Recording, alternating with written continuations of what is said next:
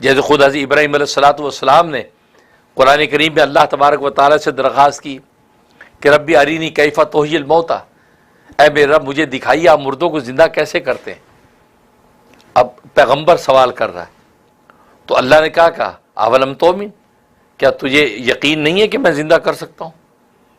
تمہیں بس ایمان رکھنا چاہیے، تمہیں یقین نہیں کہ میں زندہ کر سکتا ہوں۔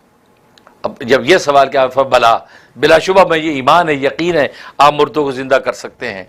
لیکن میں کیا کروں، ولیکن لیطمئن قلبی، میں اطمینان قلب چاہتا ہوں، یعنی مشاہدہ آنکھوں سے کروں گا تو طبیعت کا اطمینان اور بڑھ جائے گا۔ پہلے ایمان تھا، ابھی اطمینان بھی ہو جائے گا، طمانینۃ قلب نصیب ہو جائے گی، اور اطمینان ایمان سے اوپر کا درجہ ہوتا ہے جس کو طمانینۃ قلب شرح صدر کہتے ہیں۔ تو پھر اللہ تبارک و تعالیٰ حکم فرمائے 4 پرندے پال لو،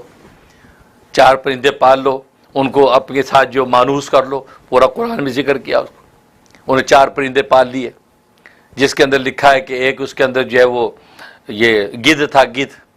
ایک اس کے اندر مرغا تھا، ایک اس کے اندر کبا تھا، اسی طریقے سے ایک اس کے اندر جو مور تھا۔ یہ جانور آپ نے پالے اور ان کو پھر مانوس، ان کا ایک نام رکھ لیا،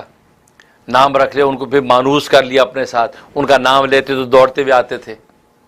تو جب اچھی طرح یہ مانوس ہو گئے، اب اللہ تبارک و تعالیٰ حکم فرمایا کہ ان کو ذبح کرو، ذبح کر کے ان کا قیمہ کر دو، اور ایک دوسرے کے ساتھ ان کا قیمہ مکس کر دو،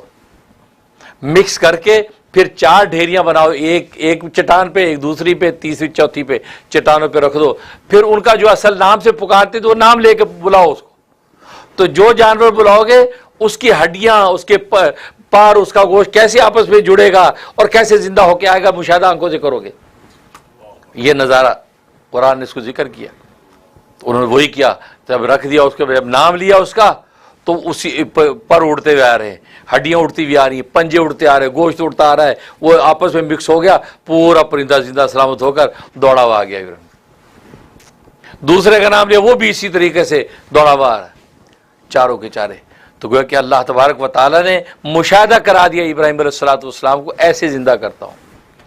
کہ جس کا جو جز جہاں بھی ہوگا اس کو اکٹھا کر لوں گا اور اکٹھا کر کے زندہ انسان کھڑا کر دوں گا۔